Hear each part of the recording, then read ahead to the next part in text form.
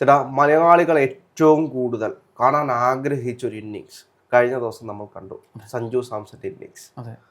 പലപ്പോഴും പലരും പറഞ്ഞിട്ടുണ്ട്, ഇൻസൾട്ടാണ് മുരളി, ഏറ്റവും വലിയ ഇൻവെസ്റ്റ്മെന്റ് എന്ന്. വെള്ളം സിനിമയിൽ ജയസൂര്യോട് പറയുന്ന ഡയലോഗ് പോലെ ഏറ്റവും കൂടുതൽ ഇൻസൾട്ട് കിട്ടിയിട്ടുള്ളൊരു താരം, വാട്ടർ ബോയ് ആയി അവസാന നിമിഷങ്ങളിൽ നമ്മൾ കണ്ട ഒരു അത്യുഗ്രൻ പ്ലെയർ. ഇന്നലെ അദ്ദേഹത്തിന് ഒരു തിരിച്ചുവരവായിരുന്നു. എങ്ങനെ നോക്കി കാണുന്നു? ഇല്ല, രാഹുൽ പറഞ്ഞത് വളരെ ശരിയാണ്. കഴിവുണ്ടായിട്ടും ഇത്രയധികം ഇൻസൾട്ടഡായ ഒരു പ്ലെയർ വേറെ കണ്ടിട്ടില്ല. അപ്പോൾ അദ്ദേഹത്തിനോട് ഈ മാധ്യമങ്ങളൊക്കെ തന്നെ അദ്ദേഹത്തിൻ്റെ വായിൽ നിന്ന് എന്തെങ്കിലും ഈ ടീം സെലക്ടേഴ്സിനെതിരെയോ അല്ലെങ്കിൽ ടീം മാനേജ്മെൻറ്റിനെതിരെയോ മറ്റ് മുൻനിര താരങ്ങൾ അദ്ദേഹത്തിനെ പ്രകോപിപ്പിച്ചപ്പോഴും ഒക്കെ ചോദ്യങ്ങളുമായി ചെല്ലുമ്പോഴും വളരെ പക്വതയോടെയാണ് ഈ ചെറുപ്പക്കാരൻ തിരിച്ച് പ്രതികരിച്ചിട്ടുള്ളത്. തിരുവനന്തപുരത്തുകാരനാണ്. അപ്പോൾ ഞാൻ പഠിച്ച സ്കൂളിൽ വളരെ ജൂനിയറായിട്ട് പഠിച്ചൊരു ആളും കൂടെയാണ്. പക്ഷേ മാധ്യമപ്രവർത്തകരോടൊക്കെ ചോദിക്കുമ്പോൾ അദ്ദേഹം ഒരു അഭിമുഖത്തിന് പോലും തുടക്ക നാളുകളിൽ ചെല്ലാത്തൊരു കളിക്കാരനാണ്. അപ്പം നമ്മൾ ഇന്നലത്തെ ഇന്നിങ്സിനെ കുറിച്ച് പറയുമ്പോൾ തുടക്കം മുതൽ അദ്ദേഹത്തിനോട് ഓപ്പണിംഗ് ഇന്നലെ ചെയ്തത് അഭിഷേക് ശർമ്മ 10 റൺസിന് ഔട്ടാവുകയാണ്. കളി നമ്മൾ തുടക്കം മുതൽ കണ്ടതാണ്. കാരണം വെസ്റ്റ് ഇൻഡീസ് ചില്ലറ ഒരു ടീം ആയിരുന്നില്ല. വെസ്റ്റ് ഇൻഡീസ് നല്ല അത്യാവശ്യം കായിക ബലവും ഏറ്റവും ഈ പുതിയ യങ്സ്റ്റേഴ്സ് വളരെയധികം കഴിവുള്ള. അല്ല, വെസ്റ്റ് ഇൻഡീസിനെ പറ്റി നോക്കിക്കഴിഞ്ഞാൽ ഫീൽഡിംഗ് അടിപൊളി, ബോളിംഗ് അടിപൊളി, ബാറ്റിംഗ് അടിപൊളി, ഏറ്റവും നല്ല ടീം. കാര്യം അവരുടെ ഇന്നിങ്സിന്റെ അവസാനം ആണ് നമുക്ക് കാണാൻ പറ്റിയത്. 195 എന്ന് പറയുന്ന അത്യുഗ്രൻ സ്കോറിലേക്കാണ് വെസ്റ്റ് ഇൻഡീസ് തീപ്പൊരു അടിയായിരുന്നു അവരുടെ അടിയൊക്കെ. സത്യം പറഞ്ഞാൽ ഇന്ത്യൻ ബൗളേഴ്സിന് ഒന്നും ചെയ്യാൻ പറ്റില്ല. അപ്പോൾ ഇന്ത്യയുടെ ഓപ്പണിങ് ഈ പറയുന്ന രീതിയിൽ അഭിഷേക് ശർമ്മയും ഈ പറയുന്ന നമ്മുടെ സഞ്ജുവും കൂടെ എത്തുമ്പോഴേക്കും അഭിഷേക് ശർമ്മ പെട്ടെന്ന് പോവുകയാണ്. അല്ല, സഞ്ജുവിനെ ഒരു കാരണവശാലും പ്രതീക്ഷിച്ചിട്ടില്ല. അതിന്റെ പ്രധാനപ്പെട്ട കാരണം എന്ന് പറയുന്നത് സൂര്യകുമാർ യാദവ് പറഞ്ഞു, ഞാൻ ആർക്ക് വേണ്ടിയിട്ടാണ് സഞ്ജുവിനെ കളിപ്പിക്കേണ്ടത്? അതെ, ഇന്ത്യൻ T20-യിലെ ഏറ്റവും അത്യുഗ്രന്മാരായിട്ടുള്ള കളിക്കാരുള്ളപ്പോൾ സഞ്ജുവിനെ ഞാൻ എങ്ങനെ പരിഗണിക്കുമെന്ന്, എങ്ങനെ പരീക്ഷിക്കുമെന്ന് അദ്ദേഹം തന്നെ ചോദിക്കുന്ന ഒരു സാഹചര്യത്തിൽ കഴിഞ്ഞ ദിവസം എല്ലാവരും റൈറ്റ് ഹാൻഡ് ബാറ്റ്സ്മാൻമാരാണ്. അല്ല, ഇത് അതിന് വേണ്ടിയിട്ട് ഒരു ലെഫ്റ്റ് ഹാൻഡർ ഇട്ടെന്ന് മാത്രമാണ്. അങ്ങനെയല്ല രാഹുൽ, അത് നേരെ തിരിച്ചാണ്. അതായത് ഇവരെല്ലാം ലെഫ്റ്റ് ഹാൻഡേഴ്സ് ആണ്. ഇപ്പൊ ഈ പറയുന്ന പിന്നെ ഓപ്പണേഴ്സ് ആയിട്ടുള്ള അഭിഷേക് ശർമ്മ ലെഫ്റ്റ് ഹാൻഡ് ആണ്. പിന്നെ കൂടെയുള്ള ഇഷാൻ കിഷൻ ലെഫ്റ്റ് ഹാൻഡ് ആണ്. അപ്പോൾ 2 ലെഫ്റ്റ് ഹാൻഡിനെക്കാളും right hand left hand combination എന്ന് പറയുമ്പോൾ അത് ബൗളേഴ്സിന് ഒരു കൺഫ്യൂഷൻ ഉണ്ട്. അപ്പോൾ ഫീൽഡിങ്ങും കൺഫ്യൂഷൻ ആവും. അപ്പോൾ അത്തരത്തിൽ ഒരു ചോയ്സിനാണ് ഈ പറയുന്ന രീതിയിൽ സഞ്ജുവിനെ വിടുന്നത്. അപ്പോൾ സഞ്ജു ഇതിനു മുമ്പ് നടന്ന പിന്നെ ന്യൂസിലാൻഡുമായിട്ടുള്ള പരമ്പരയിലൊക്കെ വളരെ നന്നായിട്ട് ഓപ്പണിങ് ഈ പറയുന്ന പോലെ അഭിഷേക് ശർമ്മയുമായിട്ട് ഓപ്പൺ ചെയ്ത് നന്നായിട്ട് കളിച്ച കളിക്കാരനാണ്. എന്നിട്ട് പോലും ലോകകപ്പ് ടീം വരുമ്പോൾ അദ്ദേഹത്തിൻ്റെ പേര് പോലും ഉണ്ടാകുന്നില്ല.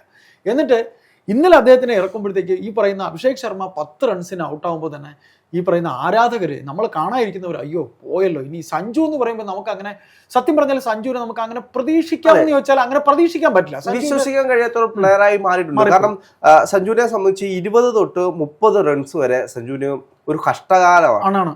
പക്ഷെ 20-30 കഴിഞ്ഞാൽ പിന്നെ സഞ്ജു അടിക്കും.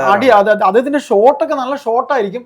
അടി നല്ല ആരോഗ്യമുള്ള ഒരാളിന്റെ അടിയൊക്കെ നല്ല ബൗണ്ടറി ഒക്കെ അങ്ങ് കടന്നു പോവുക, വെടിക്കെട്ട് തന്നെയാണ്. അല്ലെ, യഥാർത്ഥത്തിൽ ഇത്രയും നാളും വെറുതെ ഇരുത്തിയ ടീം മാനേജ്മെന്റിനോട് വേണം നന്ദി പറയാൻ. കാരണം ഇത്രയും നാളും സഞ്ജു സാംസൺ എന്ന് പറയുന്നത് ഒരു അലസനായിട്ടുള്ളൊരു ഹിറ്റർ മാത്രമായിരുന്നു.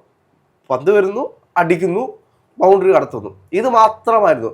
പക്ഷെ അതിനൊക്കെ അപ്പുറത്തേക്ക് ഇന്നലെ കാണാൻ കഴിഞ്ഞ സഞ്ജു സാംസൺ എന്ന് പറയുന്നത് കൃത്യമായി കാൽക്കുലേറ്റ് ചെയ്ത് കൃത്യമായി അടിക്കുന്നൊരു പ്ലെയറെ സിംഗിളൊക്കെ കാണുമ്പോൾ നമുക്ക് ആദ്യം നമുക്ക് രോഹിത് ശർമ്മ കളിക്കുന്ന പോലെ കാണാൻ കഴിയുന്നുണ്ട്. പിന്നീട് കോഹ്ലിയിലേക്ക് പോകുന്നുണ്ട്. പിന്നീട് അവസാനം ധോണി എങ്ങനെയാണോ ഫിനിഷ് ചെയ്യുന്നത് അതേപോലെ ധോണി സ്റ്റൈലിൽ ഫിനിഷ് ചെയ്യുന്നു. അപ്പോൾ നമ്മൾ ഇത്രയും നാളും കണ്ടിട്ടുള്ള കളിക്കാരെ എല്ലാം ആവാഹിച്ച് വെച്ചൊരു രൂപമായിട്ടാണ് ഇന്നലെ സഞ്ജു കളിക്കാൻ ഇറങ്ങിയത്. കൃത്യമായി നിന്ന് തൻ്റെ കൂടെയുള്ള ഓരോരുത്തരും പോകുമ്പോഴും ടീമിനെ ജയിപ്പിക്കുക എന്നുള്ള ഒരു അവസാന നിമിഷം വരെ നിൽക്കുക. അവിടെ ഉണ്ടാകുന്ന പ്രഷർ എന്ന് പറയുന്നത് നമ്മൾക്ക് ആർക്കും ചിന്തിക്കാൻ കഴിയുന്ന ഒന്നേ അല്ല. സഞ്ജു തന്നെ ഇതിന്റെ അവസാനം പറയുന്നുണ്ട്, ഞാൻ ഇവിടേക്ക് വരുമ്പോൾ തന്നെ എന്റെ ഏറ്റവും വലിയ പ്രഷർ എന്ന് പറയുന്നത് ആരാധകരാണ്. ഇത്രയും നാളും എന്നെ അത്രത്തോളം സ്നേഹിക്കുന്ന ആരാധകരെ വിടൂ, സ്വന്തമായി തന്നെ സ്വന്തം നിലനിൽപ്പല്ല, തനിക്കൊരു വിജയം വേണം. തന്റെ ഇത്രയും നാളത്തെ കരിയറിൽ തനിക്കോർക്കാൻ, തനിക്ക് വേണ്ടിയിട്ട് ഒരു മൊമെന്റ് വേണമെന്ന് അദ്ദേഹമെങ്കിലും ആഗ്രഹിച്ചിട്ടുണ്ടാകും. അദ്ദേഹം പറഞ്ഞിട്ടുണ്ട്, ഇത് എന്റെ മൊമെന്റ് ആണ്, ഇത് എനിക്ക് വേണ്ടിയിട്ടുള്ള മൊമെന്റ് ആണെന്ന് അദ്ദേഹം പറഞ്ഞു. അതെ, കാരണം എന്ന് വെച്ച് കഴിഞ്ഞാൽ ഒന്ന് ആലോചിച്ച് നോക്കൂ, ഇത്രയും വർഷമായിട്ട് അദ്ദേഹം ക്രിക്കറ്റ് കളിക്കുന്നുണ്ട്. പക്ഷേ അദ്ദേഹത്തിന് വേണ്ടുന്ന നല്ലൊരു മൊമെന്റ് കൊടുക്കുന്ന, അദ്ദേഹത്തിന്റെ കരിയറിൽ പീക്ക് നിൽക്കുന്ന ഒരു സമയത്ത് അദ്ദേഹത്തിനെ 2ാം നിര 3ാം നിര ബാറ്റ്സ്മാൻമാരായിട്ട് മാറ്റുന്നു. അപ്പോൾ അദ്ദേഹത്തിന് അവിടെ വീണ്ടും സർവൈവ് ചെയ്യാൻ കഴിയാതെ അദ്ദേഹം ഓപ്പണിംഗില് ഗില്ലിനെ കൊണ്ടുവരുന്നു. ഗില്ലിനെയൊക്കെ ഓപ്പണിംഗിൽ പറയുന്ന 50 ഓവറിലും ടെസ്റ്റിലും കളിച്ചിരുന്ന ഗില്ലിനെ ഒരിടയ്ക്ക് ഗില്ലിനെ കൊണ്ടുവന്ന് ഓപ്പണിങ്ങും കളിപ്പിക്കുന്നു. അത് കഴിഞ്ഞിട്ട് ഇഷാൻ കിഷനെ കൊണ്ടുവരുന്നു.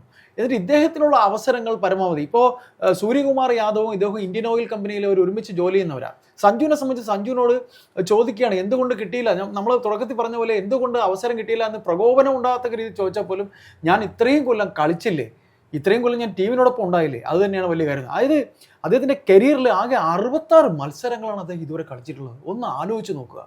കരിയറിൽ ഇന്ന് വരെ ആകെ 66 മത്സരം മാത്രമാണ് ഒരു ഈ പറയുന്ന സീനിയറായ ഒരു താരം കളിച്ചിട്ടുള്ളത്. ഒതുക്കാവുന്നതിൻ്റെ പരമാവധി ഒതുക്കിയിരുന്നു.